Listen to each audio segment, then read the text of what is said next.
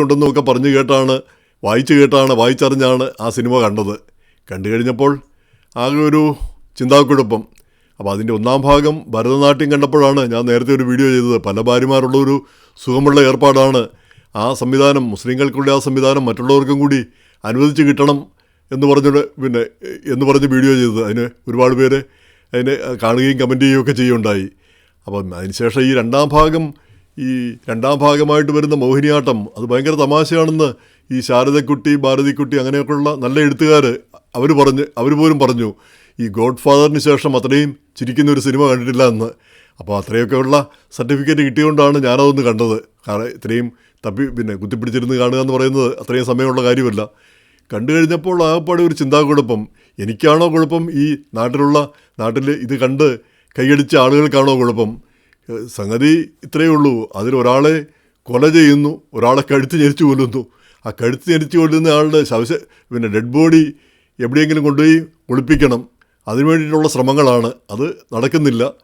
ഒടുവിൽ അതിനെ പല കഷ്ണങ്ങളാക്കിയിട്ട് പല പരിപാടികളൊക്കെ ചെയ്യുന്നു. ഒരു ഭാഗം കുക്കറിലിട്ട് വേവിക്കുക വരെ ചെയ്യുന്നു. അപ്പോൾ ഇതിൽ ഭയങ്കര തമാശ ഉണ്ടെന്നാണ് പറയുന്നത്. വാസ്തവം പറഞ്ഞാൽ അത് ആ സിനിമയുടെ തീം കണ്ടപ്പം ഇത് നമുക്ക് എന്തോ ഒരു ആപ്പാട് അരോചകത്വവും ഒരു കുറ്റകൃത്യം ഒരു തമാശയായിട്ട് അവതരിപ്പിക്കുന്നതിലുള്ള ആ ഒരു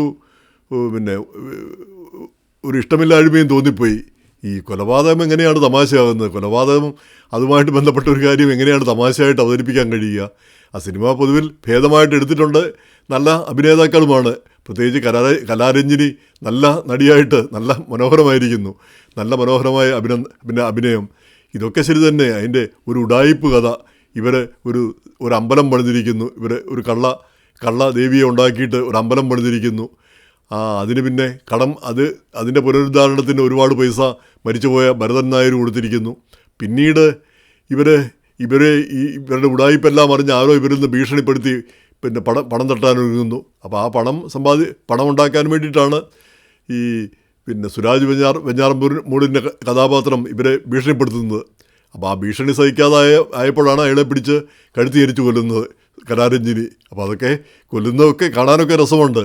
പക്ഷേ ആ തീം മനസ്സിലാവുന്നില്ല. ഒരു കൊലപാതകവും അതുപോലെ തന്നെ ഈ ആളുകളെ ഡെഡ് ബോഡി പല കഷ്ണങ്ങളാക്കി അതിനെ പലയിടത്ത് കൊണ്ടുപോയി ഇടുന്നതും അതുപോലെ തന്നെ ഒരു ഭാഗം അടുപ്പേരിട്ട് തിളപ്പിക്കുന്നതും ഇതൊക്കെ നമുക്ക് അത്രയും അങ്ങോട്ട് അത്ര ദഹിക്കുന്ന ഒരു തീമായിട്ട് തോന്നുന്നില്ല. അതോ കേരളത്തിൽ ഇതൊക്കെ പ്രശ്നമുള്ള കാര്യമല്ലേ?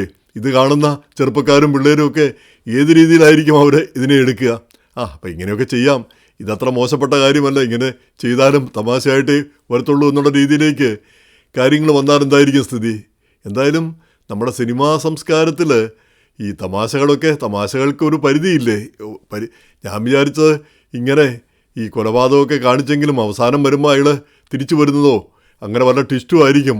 അപ്പോൾ ഈ മരിച്ചതാരാണെന്നുള്ള ചോദ്യം വരും. അപ്പോൾ മരിച്ചത് ശരിക്കുള്ള ആളല്ല, ഏതോ ഒരു ഡെഡ് ബോഡി എവിടെ നിന്ന് കിട്ടിയതാണ്, ഇവർ തെറ്റിദ്ധരിച്ചാണെന്ന്, അങ്ങനെ എന്തെങ്കിലും ഒരു ട്വിസ്റ്റ് വരും എന്നുള്ളൊരു പ്രതീക്ഷയിലാണ് നമ്മൾ കണ്ടുകൊണ്ടിരുന്നത്. പക്ഷേ അവസാനം വന്നപ്പോൾ ഇത് ശരിക്കുള്ള ആളാണെന്നും ശരിക്കുള്ള കൊലപാതകമാണെന്നും മനസ്സിലായി. അതിൽ നിന്ന് അവർ ഊരിപ്പോവുകയും ചെയ്യുന്നു.